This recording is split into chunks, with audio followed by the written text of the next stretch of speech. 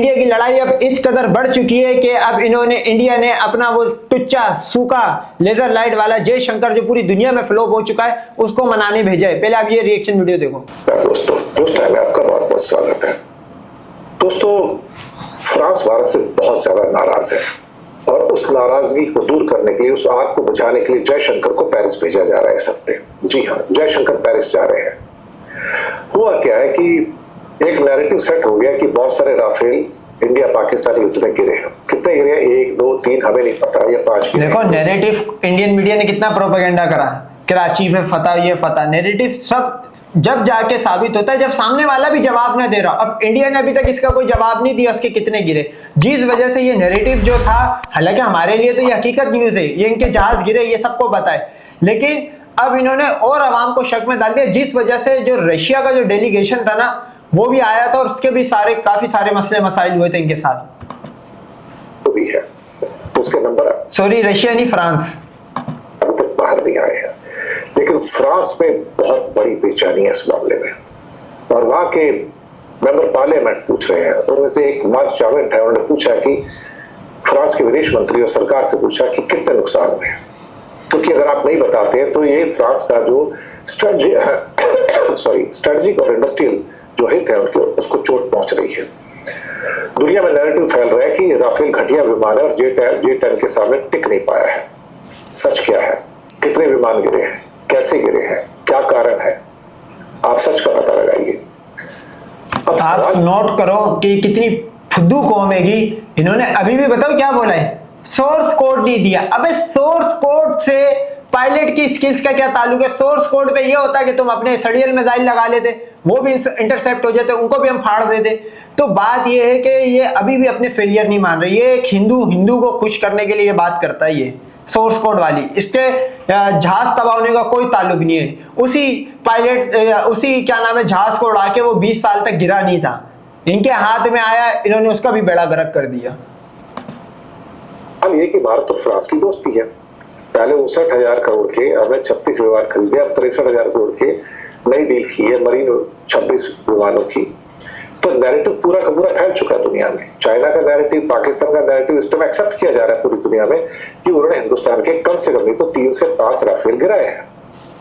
सवाल ही पैदा होता है कि इससे जो 220 विमानों का ऑर्डर राफेल के पास है वो कैंसिल हो सकता है। और लोग कहेंगे हम आपका विमान क्यों खरीदेंगे, अगर ये इंडिया पाकिस्तान की जंग में चीन के J-10 के सामने टिक नहीं पाया तो हम आपको क्यों खरीदे अल्टीमेटली। अब ये बात तो सही है बिल्कुल, इसमें तो कोई शक वाली बात ही नहीं है। अब जो हो रहा है उसमें ये भी कहा जा रहा है, एक नैरेटिव ये भी फैलाया जा रहा है, कितना सच है कितना झूठ है मुझे नहीं पता, कि फ्रांस की राफेल की टीम भारत में थी, डसॉल्ट कंपनी जो है उनकी टीम भारत में थी और वो राफेल विमानों का इंस्पेक्शन करना चाहती थी। भारत सरकार ने उनको मना किया, ये खबर फैलाई जा रही है। और इंडिया ने नेशनल सिक्योरिटी का हवाला देके फ्रांस की टीम को वापस भेज दिया, इंडिया ने इंस्पेक्शन करने नहीं दिया। ये इस पर फ्रांस में बवेला बचा हुआ है कि सच क्यों नहीं पता लगा रहा। फ्रांस की सरकार भारत से सच जानने में असफल क्यों साबित हो रही है और भारत और फ्रांस के रिश्ते भी खराब हो रहे हैं, ये भी हो रहा है। अब इसमें ज्यादा आग लगी है, अब उबाल आ रहा है, फ्रांस में गुस्सा है, लोगों को, मेंबर पार्लियामेंट को गुस्सा है और सरकार से सवाल पूछ रहे हैं। फ्रांस की मतलब आप नोट करो, असोल्ट एविएशन को डिसॉल्ट एविएशन को असोल्ट कर दिया है। आप नोट करो कि पाकिस्तान इंडिया की जंग खत्म हो गई है। अब चूंकि इन्होंने पकड़ धकड़ के गुर्दे फेफड़े कहीं के पकड़ के वेपन यूज तो कर लिए थे, अब वो जब फेलियर सबका पूरे वेस्टर्न का ही फेलियर साबित हुआ है इस जंग में, तो अब वो सारे इंडिया के ऊपर आ रहे हैं कि अब इंडिया अपनी जलालत खुद बचाने के लिए वो इनको नंबर्स नहीं बता रहे हैं। तो ये एक अच्छी चीज है। मैं ये चाहता हूँ कि ये इन पे मजीद ना वो सख्ती करे और इनको आइसोलेट करने में हमारी मदद करे पाकिस्तान की। भारत की सरकार से सवाल पूछ रही है, सच क्या बताओ सही, हमें पता तो लगे कैसे विमान गिरे हैं, कितने गिरे हैं, क्यों गिरे हैं। हम इन्वेस्टिगेट करना चाहते हैं, अगर हमारे प्रोडक्ट में कोई कमी है तो उसको सुधारेंगे, उसको ठीक करेंगे, उसकी एवियोनिक्स को, उसकी बाकी टेक्नोलॉजी को हम इंप्रूव करेंगे। और 20 साल में वो कहते हैं पहली बार ऐसा हुआ कि राफेल का विमान गिरा है। ये तो कंफर्म हो गया, दुनिया ने कंफर्म किया। भारत तो ये भी कंफर्म नहीं कर रहा है कि राफेल गिरा है, लेकिन भारत छुपा क्यों रहा है? अगर नहीं गिरा तो फिर छुपाने वाली कौन सी बात है? फ्रांस में तरह तरह के इस सवाल है। और बहुत सारे सवाल हैं। और फ्रांस के जो स्ट्रेटेजिक और जो इंडस्ट्रियल उनके जो हित हैं उन पर असर पड़ रहा है। मुझे लगता है कि जो सवाल किए जा रहे हैं फ्रांस में वो ठीक है, और खासतौर से जो उसकी क्षमता है उसके ऊपर जो सवाल उठाए जा रहे हैं राफेल पे, और ये बताया जा रहा है दुनिया में J10 का नैरेटिव है कि वो बेहतर प्लेन है, उससे फ्रांस के हितों को बहुत नुकसान पहुंच रहा है। फ्रांस की सरकार ने अभी तक मार्क चावल के सवालों को जवाब नहीं दिए। उनका ये कहना है कि हमारे पास इनके जवाब ही नहीं है, क्योंकि गवर्नमेंट ऑफ इंडिया हमको डिनाई कर रही है, जवाब ही नहीं दे रही हमको।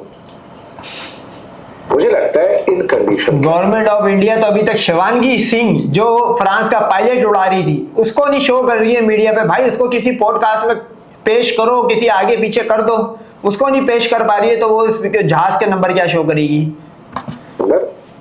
शायद हो सकता है कि डसॉल्ट एविएशन और भारत के बीच में जो फ्यूचर है, जो भविष्य के अंदर जो और कुछ कोलैबोरेशन हो सकती है, ये उसके ऊपर एक रुकावट बन जाएगी। क्योंकि राफेल सिर्फ अगर इसी बात के ऊपर अगर अड़ जाता है कि भाई आप हमको इंफॉर्मेशन क्यों नहीं दे रहे हो अल्टीमेटली, तो फिर हो सकता है कि भाई स्थिति और बिगड़ जाए। मुझे ऐसा लगता है।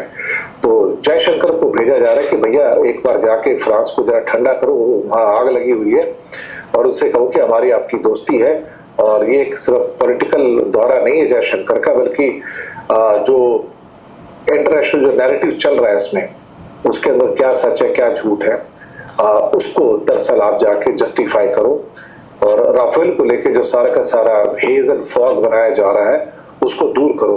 लेकिन ये तो तभी हो सकता है कि जब आप राफेल को सच बताओगे, फ्रांस की गवर्नमेंट को सच बताओगे, तभी आप पाकिस्तान और चीन का जो नैरेटिव है उसको कहीं ना कहीं से नलिफाई कर पाओगे। अदरवाइज तो बहुत मुश्किल है मुझे लगता है। और एक के बाद एक गलतियां भारत सरकार करती जा रही है। जब बताया CDS ने कि विमान गिरे हैं, तो भाई बता दो ना कितने गिरे हैं, एक बार को पिक्चर सारी क्लियर हो जाए, कितने मिग गिरे हैं, कितने सुखोई गिरे हैं। हो क्या जाएगा अगर बता दोगे तो? कौन सी हमारी रेपुटेशन और खराब हो जाएगी? जितनी खराब हो रही थी हो चुकी है ना अब तो नंबर बता भी दोगे तो उससे हो क्या जाएगा? दुनिया में हमारी वाहवाही होगी कि हाँ हमने सही नंबर बता दिए एक्चुअली, तो उससे हमें तारीफ ही मिलेगी। देखा जाए सही नंबर बता दिए तो वो फ्रांस बम्बू दे देगा, क्योंकि एक ये मतलब assumption ये चल रही है कि पाकिस्तान ने 6 से ज्यादा गिराए। 6 इस वजह से बोल रहा है कि मजीद ये डिसॉल्ट एविएशन को नुकसान ना हो। फ्रांस ने ही पाकिस्तान को कहा है कि भाई मजीद हमारी बूंद ना मारी जाए, मारना इनके ऊपर बम मार देना, लेकिन हमारे साथ ये नहीं करो, बस जहां पे है वहीं पे ब्रेक मार दो। जिस वजह से ना वो नंबर शो कर रहा है इंडिया, ना फ्रांस शो कर पा रहा, बोल रहा मेरे पास आंसर नहीं है, और पाकिस्तान 6 पे ब्रेक मार गया। पाकिस्तान ने, अगर आपको याद हो तो 7 की सुबह तक पाकिस्तान ने कितने 7 का क्लेम कर लिया था, फिर आज से नंबर कैसे कम हुए? तो इसके अंदर भी कोई ना कोई क्रोनोलॉजी हो सकती है।